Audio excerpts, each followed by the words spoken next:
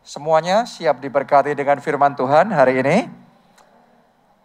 Selama sebulan ini kita belajar tentang love God with passion. Cinta Tuhan dengan segenap hati.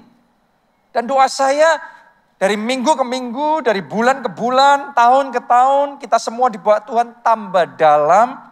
Cinta kita sama Tuhan tambah sungguh. Dan kita sungguh-sungguh mengalami pengalaman pribadi bersama dengan Roh Kudus. Oke. Ini hukum terutama.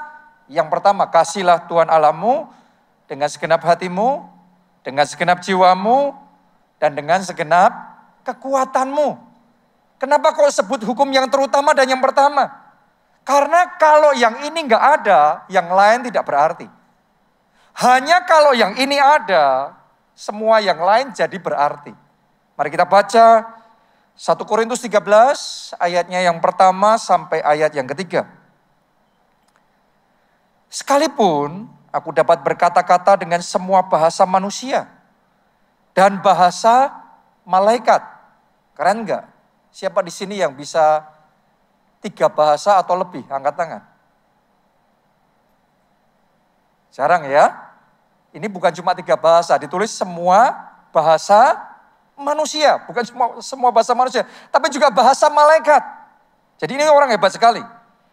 Tetapi jika aku tidak mempunyai kasih, kalau dalam hati kita gak love God with passion, cinta Tuhannya gak ada di hati, aku sama dengan gong yang berkumandang dan canang yang gemerincing. Artinya percuma, gak ada artinya apa-apa tanpa kasih.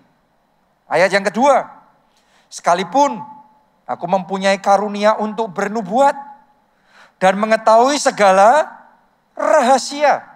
Hebat sekali orang ini. Kalau melayani saudara dia bisa bernubuat. Dan dia bisa memberitahu semua yang ada dalam hidup saudara. Hebat sekali, ngerti rahasia macam-macam. Dan memiliki seluruh pengetahuan. Anda bayangin, ini ngalahin Mbah Google saudara. Oke, ya. Dan sekalipun aku memiliki iman yang sempurna untuk memindahkan gunung. Spektakuler kan? Karena iman itu powerful. Dengan iman mujizat bisa terjadi. Dengan iman yang sakit disembuhkan. Dengan iman kelepasan terjadi.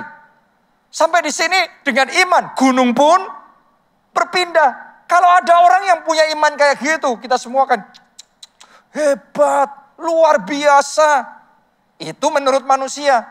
Tapi ditulis begini, tetapi jika aku tidak mempunyai kasih, aku sama sekali tidak berguna.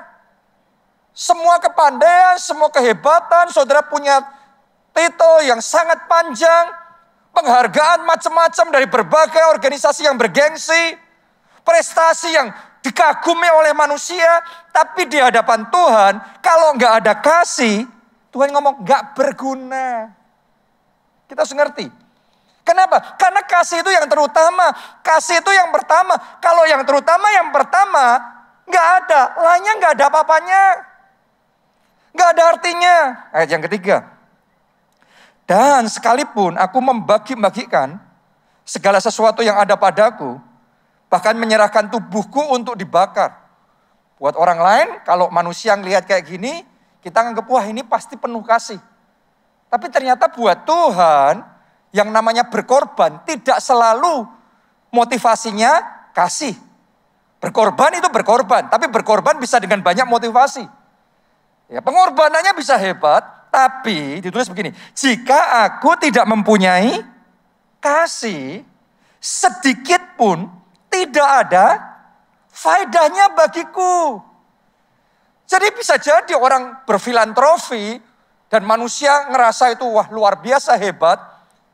Tapi di mata Tuhan kalau bukan karena kasih, kalau di dalam hidupnya nggak ada kasih, itu semua tidak ada faedahnya.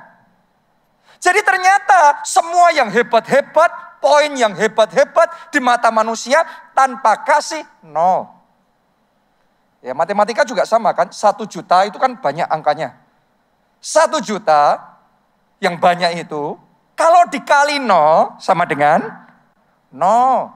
Semiliar dikali nol juga. Tambahin lagi deh. Kehebatannya 1 triliun. Dikali nol sama dengan nol. Seperti itu hidup kita kalau nggak ada kasih. Kalau dalam hati nggak love God. Nggak ada hati yang cinta Tuhan. Alkitab ngomong tidak berarti. Sama sekali tidak berguna. Tapi sebaliknya, semua kehebatan itu kalau disertai kasih, kalau yang terutama ada, yang pertama ada, hati yang cinta Tuhan ada, maka semua kehebatan itu akan dilipat gandakan. 1 juta bukan dikali 0, kalau ada kasih dikuadratin. Anda bayangin 1 juta dikuadratkan. Kalau kasihnya bertumbuh lebih besar lagi, setelah dikuadratkan, kuadratin lagi. Kasihnya bertumbuh lebih besar lagi, kuadratin lagi. Unlimited, tidak terbatas. Doa saya mulai hari ini lebih dari semua kehebatan itu. Dalam hati kita semua, seluruh jemaat keluarga Allah dipenuhi dengan kasih yang lebih dan lebih lagi. Hatinya makin cinta Tuhan, hatinya makin cinta sesama. Kasih itu melimpah di dalam hidup saudara. Amin. Baru semua kehebatan itu ada nilainya. Tuhan hitung itu. Tanpa itu nggak dihitung sama sekali. Tidak ada faedahnya, nggak berguna sama sekali. Kenapa? Karena yang terutama, yang pertama adalah kasih. Makanya Tuhan suruh kita, kasihlah Tuhan Allahmu dengan segenap hatimu, segenap jiwamu, segenap kekuatanmu. Dan kita harus ngerti kalau Tuhan suruh kita melakukan sebuah perintah, itu bukan untuk Tuhan, tapi sebenarnya baliknya untuk kebaikan kita. Yang setuju boleh katakan amin, saudaraku. Saya kalau suruh sesuatu untuk anak saya lakukan, buat saya sebenarnya itu bukan untuk saya.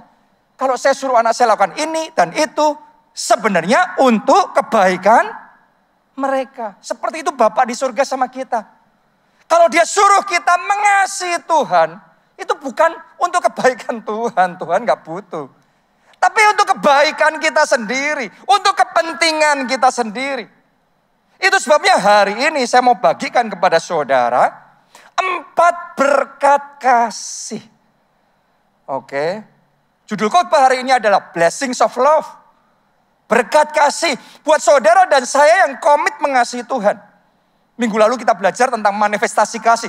Bagaimana kita memanifestasikan kasih kita sama Tuhan. Bukan cuma ngerasa mengasihi. Bukan cuma ngomong mengasihi. Tapi benar-benar tindakan nyata mengasihi Tuhan. Buat saudara orang-orang yang memang komit mengasihi Tuhan.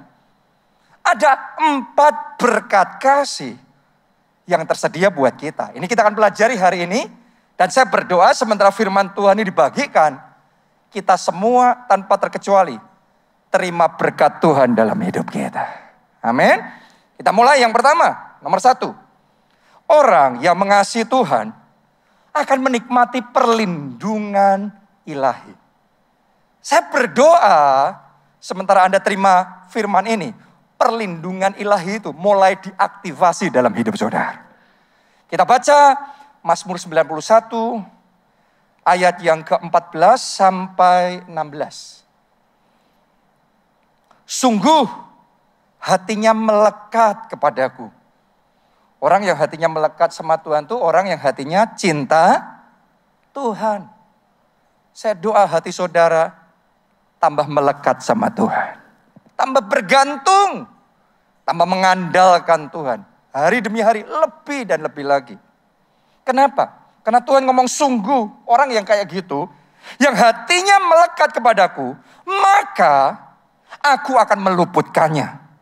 Aku akan membentenginya sebab ia mengenal namaku. Mulai hari ini Tuhan yang jadi benteng perisai saudara. Mulai hari ini tidak ada serangan iblis apapun yang bisa menembus hidup saudara. Karena Tuhan membentengi, Tuhan menjagai, Tuhan melindungi, dan Tuhan meluputkan saudara. Amin. Ayat yang ke-15 dan 16. Bila ia berseru kepadaku, aku akan menjawab. Aku akan menyertai dia dalam kesesakan. Anda yang sedang dalam kesesakan, orang-orang yang cinta Tuhan dalam kesesakan pun disertai oleh Tuhan. Aku akan meluputkannya dan memuliakannya. Dengan panjang umur akan kukenyangkan dia dan akan kuperlihatkan kepadanya keselamatan daripadaku.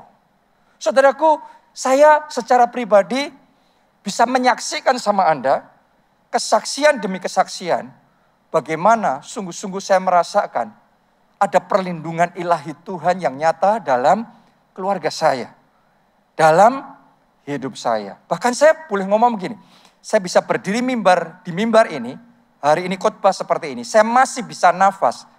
Saya sadar sepenuhnya, ini ditambah umur saya sama Tuhan. Jadi ini dikasih saya sama Tuhan. Kalau enggak Tuhan yang menyelamatkan, kalau enggak Tuhan yang meluputkan, saya sudah enggak ada. Kenapa saya ngomong begitu? Karena 2 kali saya mengalami kecelakaan maut. Yang pertama waktu saya di Amerika, lagi setir di highway gitu, di jalan tol besar gitu. Kecelakaan terjadi dan itu kecelakaannya sebenarnya sudah cukup untuk membuat saya lewat, saudaraku.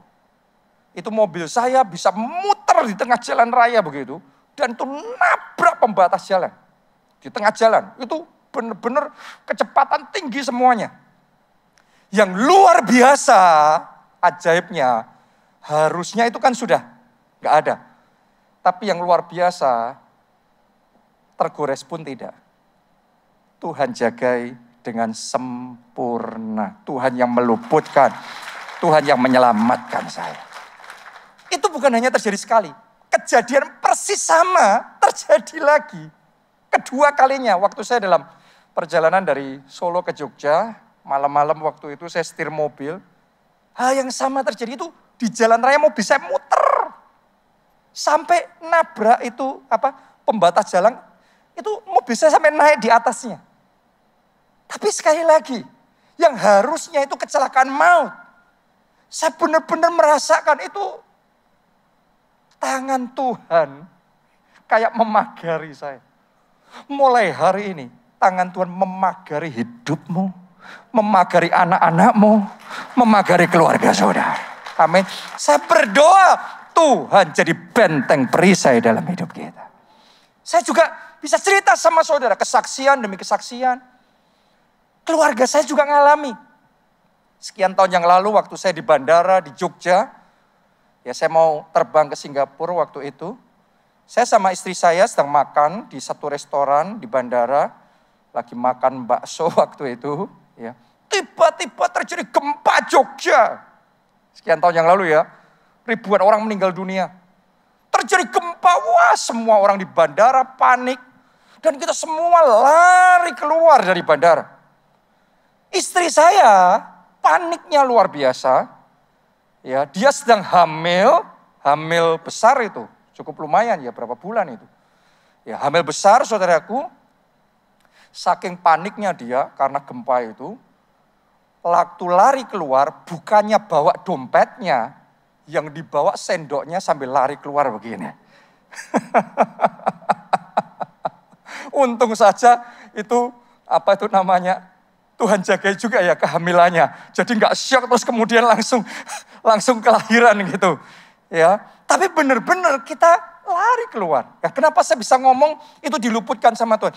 Setelah semuanya tenang, kita cepat-cepat balik lagi ke dalam untuk ambil dompetnya itu. Waktu saya sama istri saya balik ke dalam ambil itu, di meja di mana saya sama istri saya tadinya makan, ya, sampingnya itu kan kaca yang tinggi ya, dekorasi itu kaca tinggi gitu.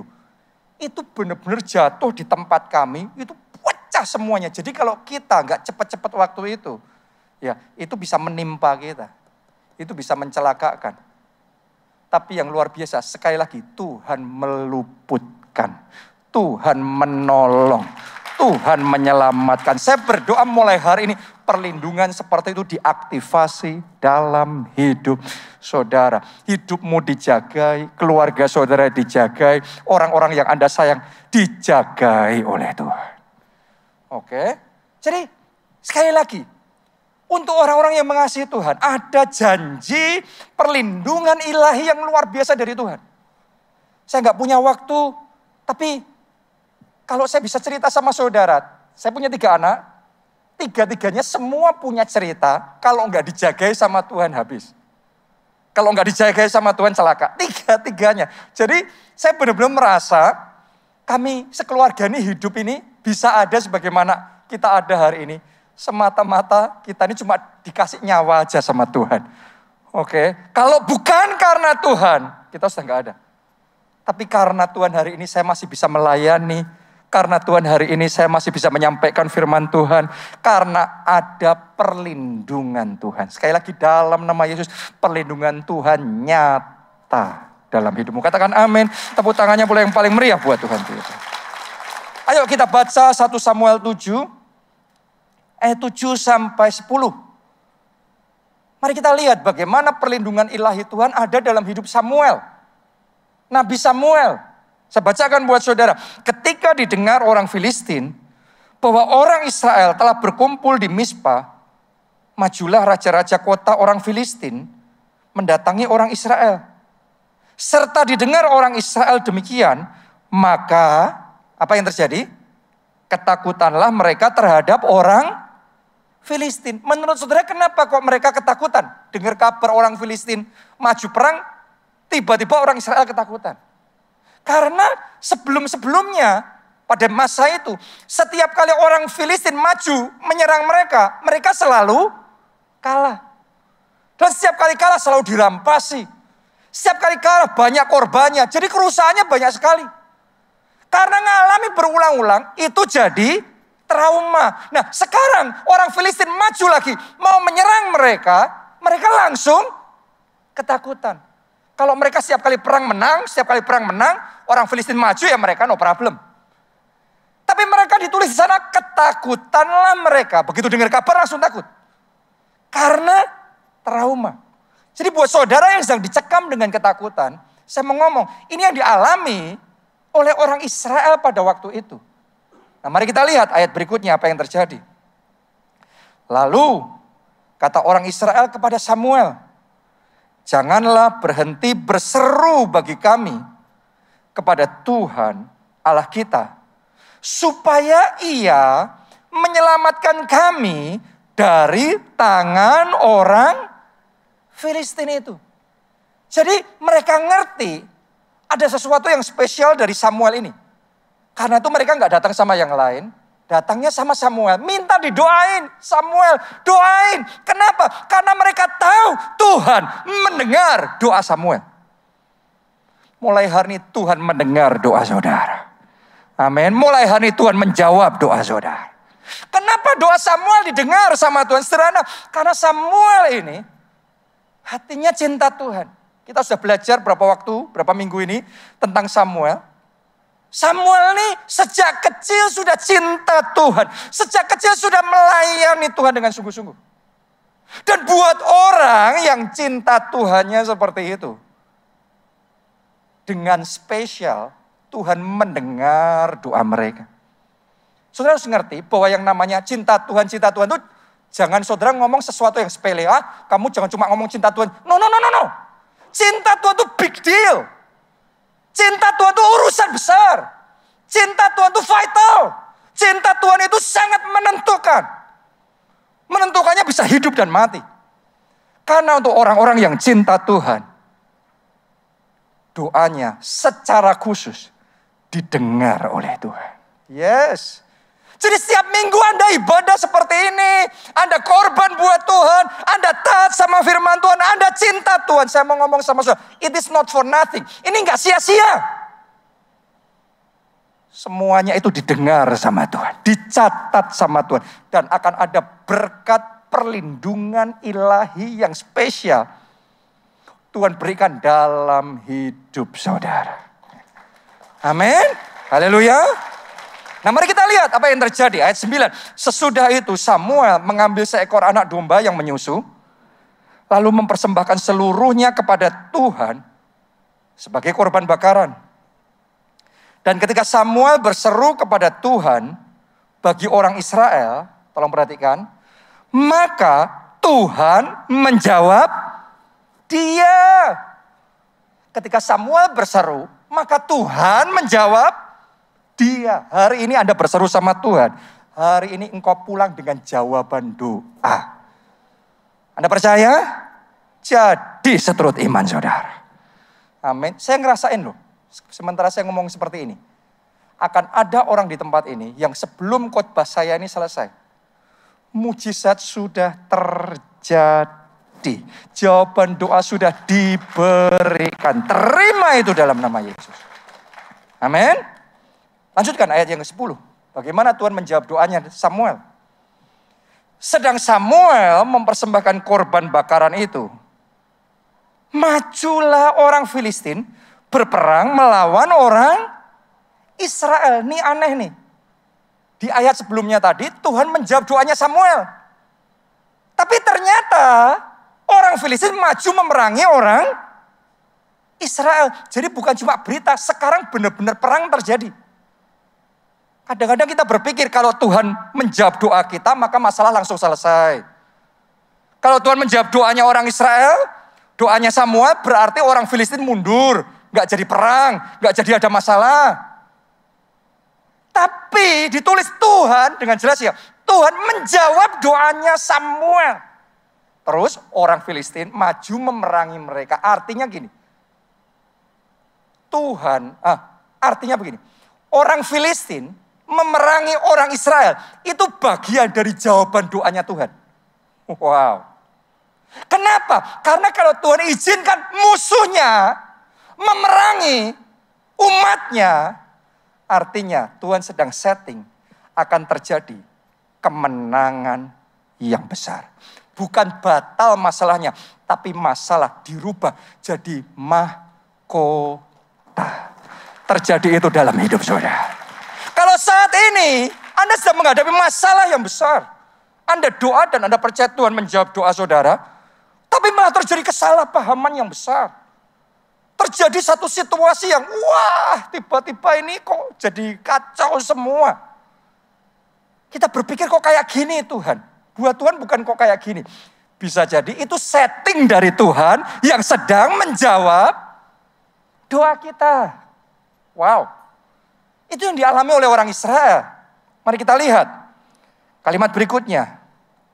Tetapi pada hari itu Tuhan mengguntur dengan bunyi yang hebat ke atas orang Filistin dan mengacaukan mereka sehingga mereka terpukul kalah oleh orang Israel. Hebat sekali.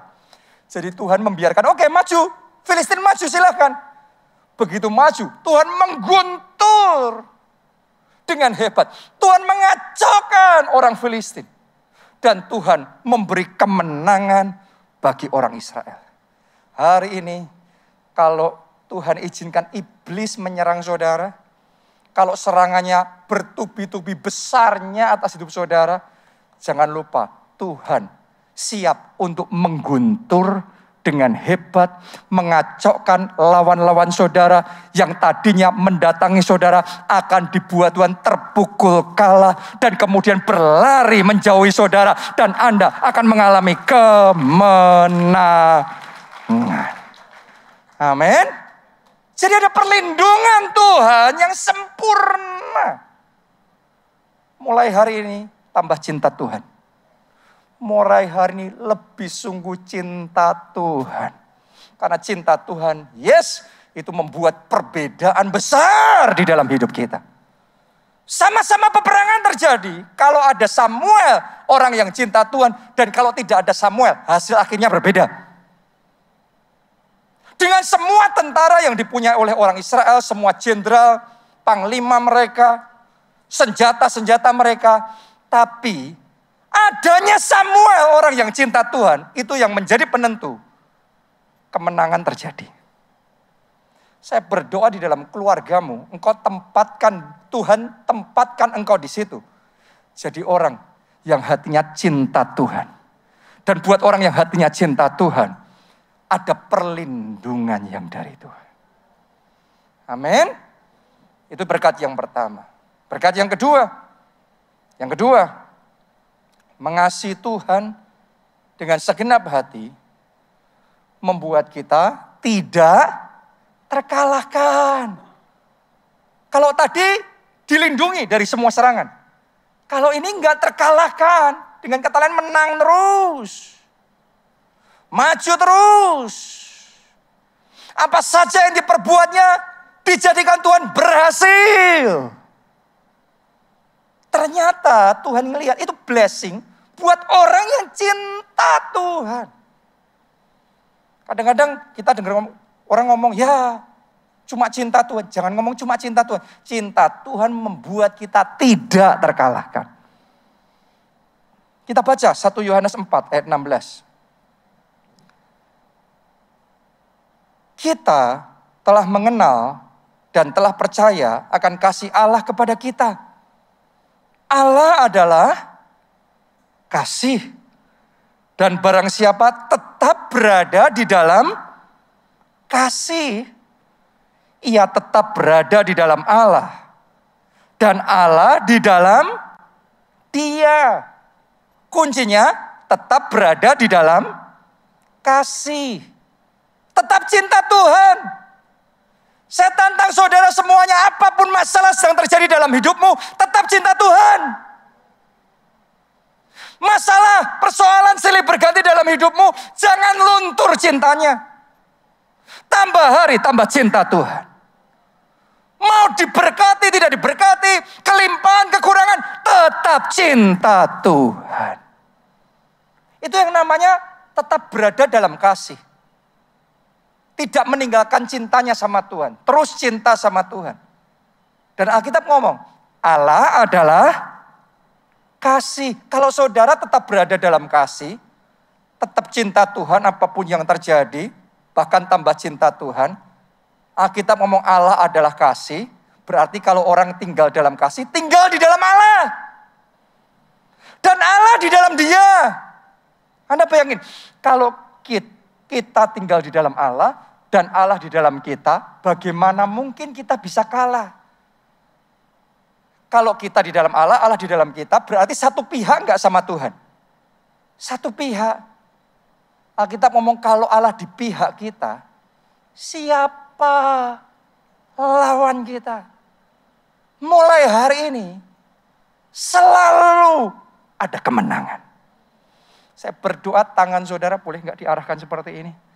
Diberkati, diberkati, diberkati, berkat tidak terkalahkan.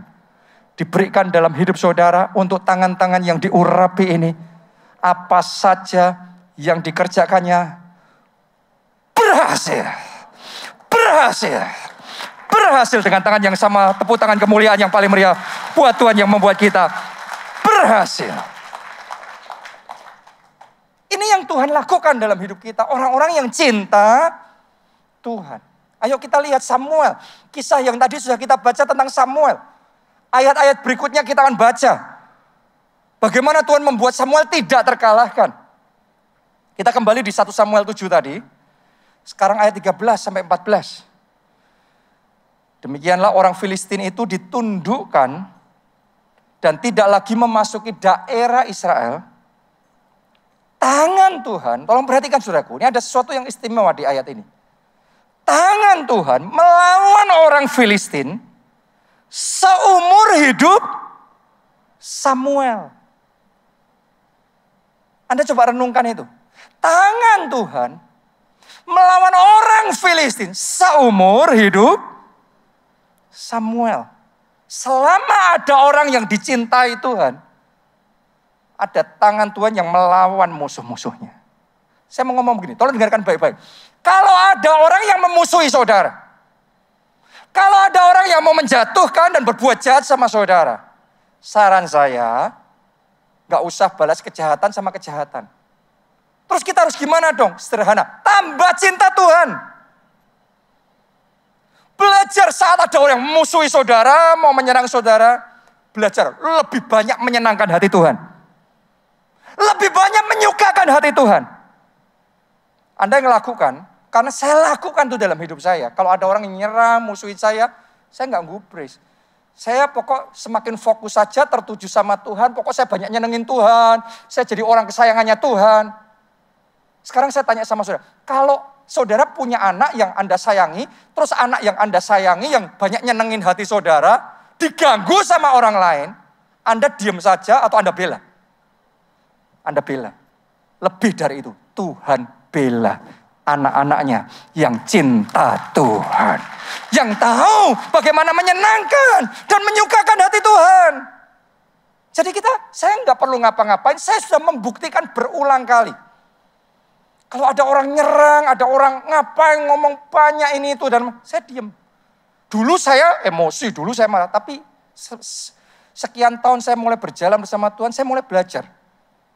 Ternyata nggak ada artinya kalau kita balas kejahatan dengan kejahatan itu sia-sia, hancur semua. Tapi saya cinta Tuhan aja, nyenangin hati Tuhan aja. Dibela Tuhan itu lebih manis. Dibela Tuhan itu lebih terhormat. Dibela Tuhan itu, Tuhan menghidangkan, memberi jamuan pesta buat kita di hadapan lawan-lawan kita. Coba Anda renungkan itu. Mereka maunya jatuhin, mereka maunya menjelek-jelekan, mereka maunya ini itu. Semakin mau dijatuhin oleh mereka, semakin Tuhan bela dan Tuhan angkat kita. Lebih indah, lebih manis. Mulai hari ini gak peduli yang manusia lakukan sama saudara, tambah cinta Yesus. Manusia boleh merekak-rekakkan yang jahat, tapi Allah merekak-rekakannya untuk kebaikan. Katakan amin. Kita kasih tepuk tangannya boleh yang paling meriah buat Tuhan kita. Ayat 14. Dan kota-kota yang diambil orang Filistin daripada Israel, kembali pula kepada Israel. Hebat ini. Tadinya diserang, begitu dengar kabar aja sudah ketakutan. Sekarang bukannya batal diserang, mereka malah menang, bahkan wilayah yang dulu sudah hilang, sekarang balik. Bisa kembali. Ini di luar rencana. Ini berkat yang tidak terduga. Saya deklarasikan di dalam nama Yesus, setiap berkat yang sempat iblis curi dari hidup saudara. Dalam ibadah ini saya deklarasikan di dalam nama Yesus, dikembalikan, dipulihkan. Semua yang harusnya jatah saudara, tapi diambil oleh musuh, dikembalikan dalam nama Yesus. Dipulihkan itu dalam hidup saudara. Bukan cuma itu, orang Israel ngalami lebih dari itu. Ditulis begini, ya, mulai dari Ekron sampai Gad, dan orang Israel merebut daerah sekitarnya dari tangan orang Filistin. Antara orang Israel dan orang Amori ada damai. Jadi setelah daerahnya kembali, terus mereka disertai Tuhan, daerah sekelilingnya yang tadinya bukan daerah mereka, sekarang mereka punya. Harusnya mereka diserang, takut. Mereka ngalami kekalahan, harusnya gitu. Harusnya wilayahnya semakin sempit. Tapi karena ada Samuel, orang yang cinta Tuhan, maka Tuhan membalik keadaan. Bukannya pengurangan, malah penambahan. Wilayahnya ngalami perluasan. Saya deklarasikan di dalam nama Yesus, tahun ini bukan pengurangan. Pandemi ini, kalau engkau percaya sama Tuhan, orang-orang yang cinta Tuhan, saya deklarasikan, bukannya pengurangan, bukannya penyempitan, tapi yang Tuhan kerjakan penambahan. Wilayahmu diperluas, berkatmu dilipat gandakan oleh Tuhan. Terima itu dalam nama Yesus. Amin. Kenapa? Karena ada hati yang cinta Tuhan. Ini berkat tidak terkalahkan. Itu yang kedua. Berkat yang ketiga, mengasihi Tuhan membuat orang di sekitar kita juga ikut diberkati. Jadi bukan cuma kita aja. Orang-orang yang cinta Tuhan akan melihat orang-orang di sekelilingnya, orang-orang yang connect sama dia, ikut diberkati. Kejadian 30 ayatnya yang ke-27. Mari kita lihat kehidupan Yakub. Tetapi Laban berkata kepada Yakub. Laban ini siapa? Ada yang tahu? Laban ini pamannya Yakub. Juga bosnya Yakub. Oke, karena Yakub kerja buat Laban. Laban berkata kepada Yakub, sekiranya aku mendapat kasihmu telah nyata kepadaku bahwa Tuhan memberkati aku karena engkau. Yang ngomong Laban apa Yakub ini? Laban. Kalau Yakub yang ngeklaim, kamu diberkati karena aku, ya jangan tanya. Tapi yang ngaku ini Laban, bosnya. Yang ngakui aku ini diberkati karena kamu. Berarti keberadaan Yakub di situ sedemikian spesialnya, istimewanya. Sehingga Yakub bisa melihat, sebelum dan sesudah ada Yakub, itu perbedaannya besar. Keberadaan Yakub itu menarik berkat Tuhan. Luar biasa. Dalam kehidupan Laban. Saya berdoa setiap jemaat keluarga Allah di tempat ini, dimanapun engkau bekerja, keberadaanmu mendatangkan berkat buat bos saudara, buat atasan saudara, buat perusahaan di mana Anda bekerja. Amin. Jadi yang diberkati bukan hanya Anda. Perusahaan di mana engkau bekerja diberkati Tuhan juga. Bos saudara diberkati Tuhan juga. Itu Yakub. Kenapa? Karena engkau diberkati oleh Tuhan. Dan berkat itu nyampe ke orang lain. Ayat berikutnya, Kejadian 39 ayat yang kelima. Sekarang kisahnya Yusuf. Sejak ia di sini maksudnya Potifar, memberikan kuasa dalam rumahnya dan atas segala miliknya kepada Yusuf. Kalimat berikutnya ditulis begini. Tuhan memberkati rumah orang Mesir itu. Orang Mesir itu maksudnya Potifar. Tuhan memberkati Potifar karena Yusuf. Sehingga berkat Tuhan ada atas segala miliknya. Baik yang di rumah maupun yang di ladang. Ditulis dengan jelas ini. Potifar diberkati karena Yusuf. Ada orang ternyata diberkati bukan karena dirinya sendiri. Diberkati karena Tuhan mandang orang lain. Yusuf. Potifar diberkati karena Yusuf di situ. Di sini ada pengusaha-pengusaha juga. Saudara, para pengusaha, kalau rekrutmen karyawan, rekrutmen staf, cari orang yang hatinya cinta Tuhan. Karena kalau saudara punya orang-orang yang hatinya benar-benar cinta Tuhan, maka orang-orang itu akan menarik dalam bisnis, dalam perusahaan, dalam hidupmu. Orang-orang itu akan menarik anugerah, kasih karunia, kemurahan Tuhan, kelimpahan dari atas, tercurah dalam hidup saudara. Makanya ngerekrut orang, minta hikmat sama Tuhan. Bergaul sama orang, sudah ngerti, pergaulan Anda menentukan.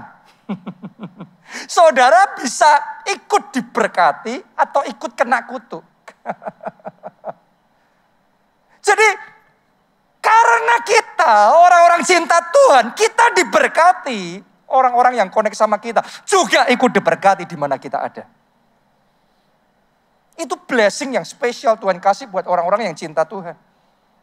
1 Raja-Raja 11 ayat 11 sampai 13. Sekarang kisah Daud ya. Lalu Tuhan berfirman kepada Salomo. Salomo siapa? Anaknya Daud. Oleh karena begitu kelakuanmu. Jadi Tuhan ini lagi marah sama Salomo. Karena kelakuannya nggak benar. yakni engkau tidak berpegang pada perjanjian dan segala ketetapanku yang telah kuperintahkan kepadamu, maka sesungguhnya aku akan mengoyakkan kerajaan itu daripadamu dan akan memberikannya kepada hambamu. Karena Tuhan marah sama Salomo, kelakuanmu kayak gitu. Aku koyakkan, aku ambil kerajaanmu. Aku kasih orang lain. Saya tanya sama saudara, berarti Tuhan sudah ambil keputusan atau belum? Sudah, dan Tuhan sampaikan langsung sama Salomo. Cuma begini, sudah lihat ayat berikutnya. Ternyata faktor Daud masih diperhitungkan sama Tuhan. Enggak dilupakan. Ayat 12. Hanya pada waktu hidupmu ini, Aku belum mau melakukannya oleh karena siapa? Daud ayahmu. Wow. Keputusan tadi sudah diambil atau belum? Keputusan sudah. Tapi eksekusinya depending. Kenapa? Tuhan ngomong oleh karena ayahmu, bukan karena kamu. Karena aku pandang ayahmu, karena bapakmu. Daud. Tahu nggak saudara? Untuk orang-orang yang cinta Tuhan dengan sungguh-sungguh. Dan tahu menyenangkan hati Tuhan. Anda harus ngerti. Dalam hidup anak cucu keturunan saudara berikutnya. Ketika Tuhan berurusan sama mereka. Tuhan tidak hanya pandang mereka. Tuhan pandang saudara. Tuhan pandang bapaknya. Tuhan pandang ibunya. Yes, Tuhan ngelihat seperti itu. Salomo harusnya sudah habis. Tapi Tuhan ngomong, oleh karena bapakmu. Oleh karena ayahmu Daud. Jadi ada pertimbangan khusus. Lanjutkan lagi ya. Oleh karena Daud ayahmu. Dari tangan anak mula, aku akan mengoyakkannya. Namun demikian, masih ada kasih karunia lagi. Kerajaan itu tidak seluruhnya akan kukoyakkan daripadanya. Satu suku akan kuberikan kepada anakmu. Bukan oleh karena kamu, tapi oleh karena hambaku Daud. Dan oleh karena Yerusalem yang telah kupilih. Dan satu suku itu, suku Yehuda itu yang paling istimewa. Tuhan masih kasih, sekalipun kelakuannya kayak gitu. Tapi Tuhan ngomong, untuk keturunanmu, aku masih pelihara. Oleh karena Daud, orang yang cinta Tuhan. Saya berdoa mulai hari ini hatimu tambah cinta Tuhan. Setiap pribadi di tempat ini hari demi hari, waktu demi waktu tambah dalam, tambah komit, tambah sungguh cintanya sama Tuhan. Anda harus ngerti setiap pengorbanan yang Anda lakukan buat Tuhan. Setiap ketaatan sudah melakukan firman Tuhan. Setiap ibadah yang Anda lakukan buat Tuhan. Setiap pelayanan yang kau berikan sama Tuhan. Semuanya tidak sia-sia. Semuanya dicatat sama Tuhan. Dan suatu hari Tuhan ngomong sama keturunan, sama anak-anak saudara. Oleh karena bapakmu dulu. Oleh karena cintanya mereka. Maka ada pertimbangan khusus. Ada kasih karunia khusus. Bukankah itu yang dialami orang Israel sampai sekarang ini? Orang Israel sampai sekarang ini hidupnya masih ngaco-ngaco, gak karu-karuan. Tapi coba saudara lihat, mereka apakah ada bangsa di dunia yang bisa menyangkal mereka diberkati Tuhan? Ini bangsa yang paling dan super diberkati, menguasai seluruh dunia. Kenapa? Saya percaya bukan karena mereka. Tapi Tuhan ngomong, oleh karena Daud, nenek moyangmu. Oleh karena ada Abraham, ada Isa, ada Yakub. Jadi mereka itu sudah punya sejarah yang panjang. Nenek nenek moyang mereka. Orang-orang yang cinta Tuhan. Makanya dalam perjalanan bangsa ini ada yang namanya berkat keturunan. Saya berdoa berkat keturunan mulai hari ini diaktifasi, ditambah-tambahkan, dilipat gandakan di dalam keluarga saudara. Itu sebabnya ambil komitmen, tambah cinta Tuhan. Tambah cinta Tuhan. Saat orang lain gak mau melayani, Tuhan biar aku yang melayani. Saat orang lain sudah capek kalau kayak gini hujan, ngapain ibadah. Tuhan, apapun yang terjadi, aku tetap ibadah. Aku mau berikan yang terbaik. Saya mau ngomong sama saudara, itu yang dilakukan Daud. Dan itu yang mendatangkan anugerah kasih karunia Tuhan dalam keluarganya. Jadi jangan main-main, cinta Tuhan itu make a big difference. Cinta Tuhan itu membuat perbedaan besar dalam sejarah hidup kita, keluarga kita. Saya sadar sepenuhnya saya ada sebagaimana saya sekarang ada. Tuhan pakai hidup saya sekarang ini. Bukan karena saya sepenuhnya. Ada bagiannya. Karena Tuhan pandang orang tua saya juga. Mereka sudah mendedikasikan hidup mereka. Mereka memberikan sepenuhnya hidup mereka untuk Tuhan. Tuhan lihat itu. Tuhan catat. Dan doa saya gak berhenti sampai di saya. Saya juga ngelakuin hal yang sama. Bahkan berusaha lebih dan lebih lagi. Terus ini akan terus ngalir terus ke bawah.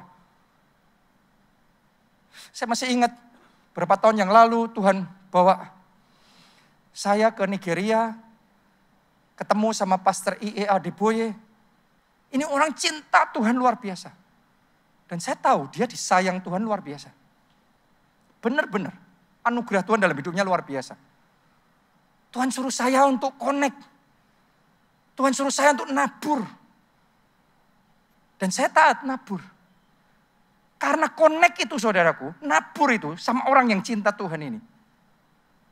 Tiba-tiba saya tuh bisa merasakan. Karena sebelumnya saya juga sudah cinta Tuhan, sebelumnya saya juga sudah nabur, sebelumnya saya juga sudah diberkati.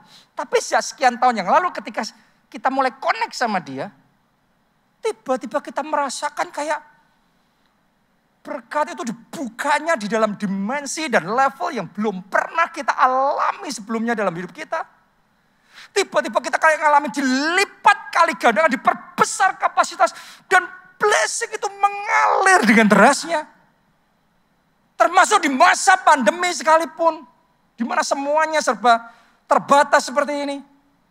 Tapi saya bersaksi sama saudara, tidak sekalipun Tuhan meninggalkan kita. Tuhan pelihara gereja kita. Dan Tuhan berkati kita dengan luar biasa. Jadi ternyata ada blessingnya mengalir. Dan blessing itu nggak berhenti. Gereja kita juga makin hari bertumbuh. Makin mengasihi Tuhan, makin cinta Tuhan. Saya juga melihat jemaat-jemaat, orang-orang yang connect sama kita. Sama gereja kita bukan cuma jadi jemaat ya. Karena kadang-kadang hati itu lebih menentukan. Ya kadang ada jemaat tapi hatinya belum tentu ngeklik. Tapi ada orang-orang yang ngeklik connect sama kita begitu rupa. Dan luar biasa sekali. Anda bisa bersaksi, banyak dari saudara bersaksi. Bagaimana dalam hidup saudara mengalami curahan anugerah Tuhan yang besar luar biasa. Jadi berkat itu terus diteruskan. Dan doa saya sekarang berkat itu tidak berhenti hanya sama saudara. Doa saya melalui hidupmu. Karena ada saudara, maka keluargamu ikut diberkati. Teman-temanmu ikut diberkati. Bos, saudara, supplier saudara, koneksi-koneksi relasi-relasi saudara, orang-orang yang berhubungan sama saudara, ikut diberkati Tuhan. Karena ada saudara di situ. Tambah hari, tambah cinta Tuhan. Katakan amin saudaraku. Yang keempat, yang terakhir. Orang yang mengasihi Tuhan akan merasakan campur tangan Tuhan yang nyata. Roma 8 ayat 28. Kita tahu sekarang bahwa Allah turut bekerja. Turut bekerja itu turut campur tangan. Jadi kita nggak sendiri, nggak kerja sendiri, nggak berjuang sendiri. Tapi Tuhan ikut di situ. Tuhan campur tangan di situ. Doa saya dalam bisnismu kok nggak sendiri. Tuhan campur tangan di situ. Doa saya dalam pernikahan, dalam keluargamu kok nggak sendiri. Ada Tuhan campur tangan di situ. Amin. Allah turut bekerja dalam segala sesuatu untuk mendatangkan apa? Semuanya katakan kebaikan. Semuanya katakan saya terima kebaikan. Bagi mereka yang mengasihi dia. Ternyata bukan buat semua orang. Jadi ini ada Allah turut bekerja dalam segala perkara. Itu bagi orang yang mengasihi dia. Yaitu bagi mereka yang terpanggil sesuai dengan rencana Allah. Untuk orang-orang seperti itu Allah turut bekerja. Allah campur tangan.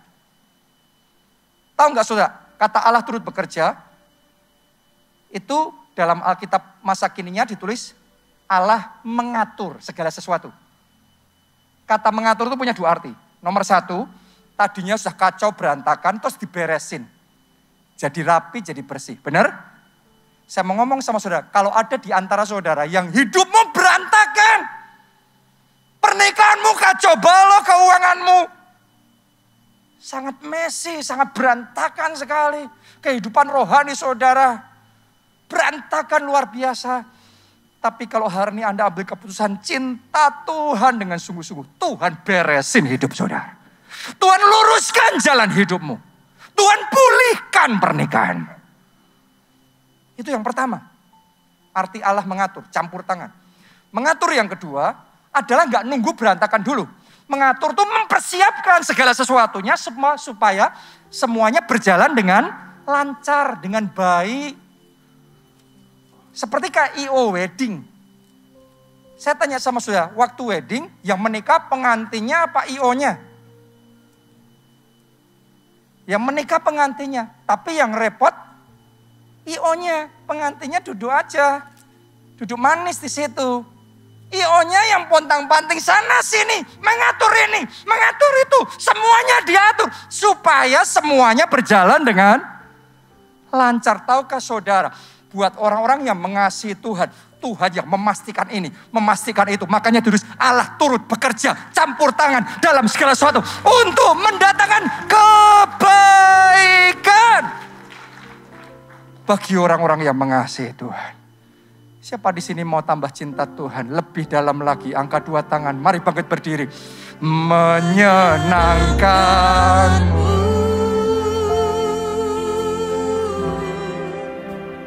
menyukakanmu,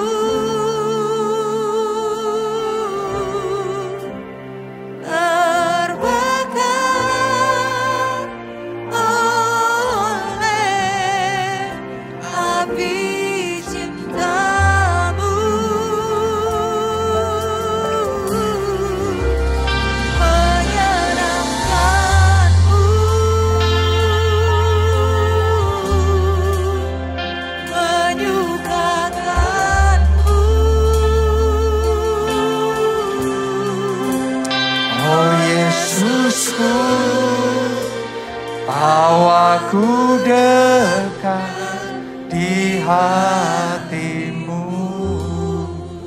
Saya mau berdoa supaya dalam hidupmu mulai sekarang campur tangan dari Tuhan itu benar-benar nyata.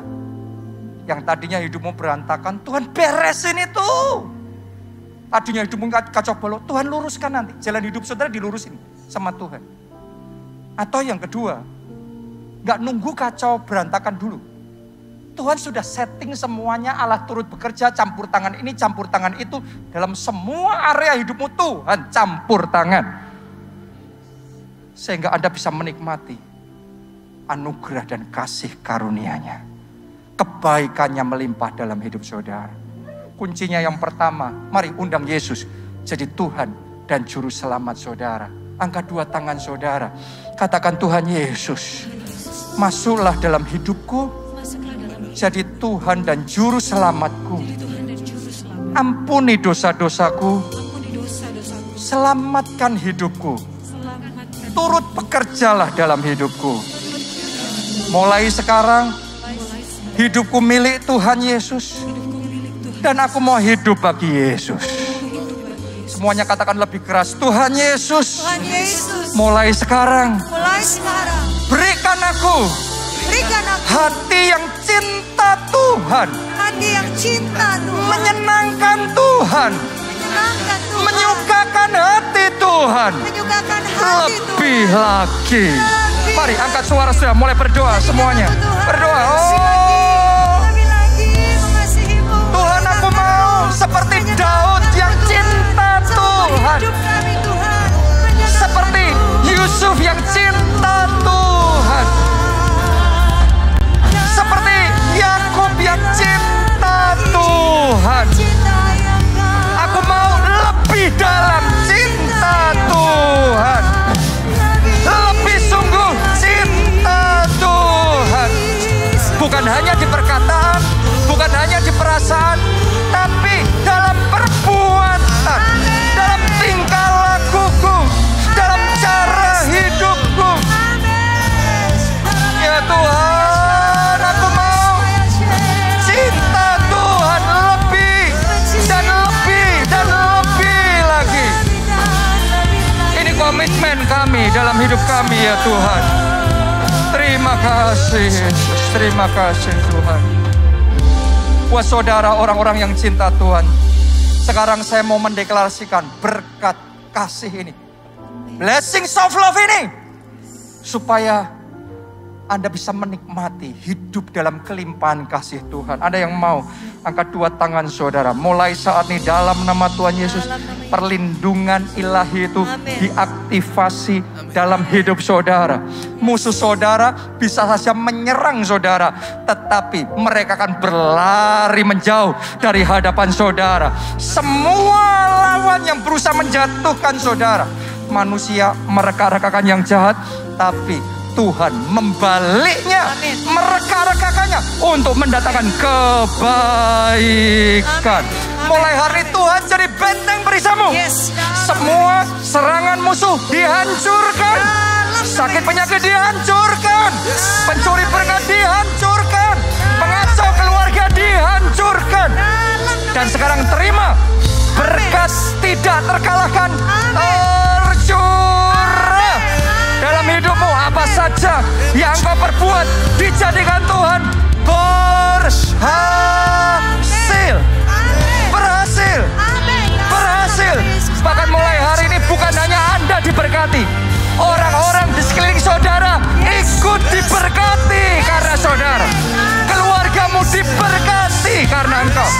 Teman-temanmu diberkati karena saudara. Dan campur tangan Tuhan nyata. Campur tangan Tuhan nyata dalam kehidupan saudara. Haleluya. Haleluya. Mari bersama-sama kita katakan, menyenangkanmu, menyukakanmu, terbakar oleh api cintamu, menyenangkanmu, menyukakanmu. Oh Yesusku, bawa ku dekat di hatimu. Oh Yesusku, bawa ku dekat di hatimu.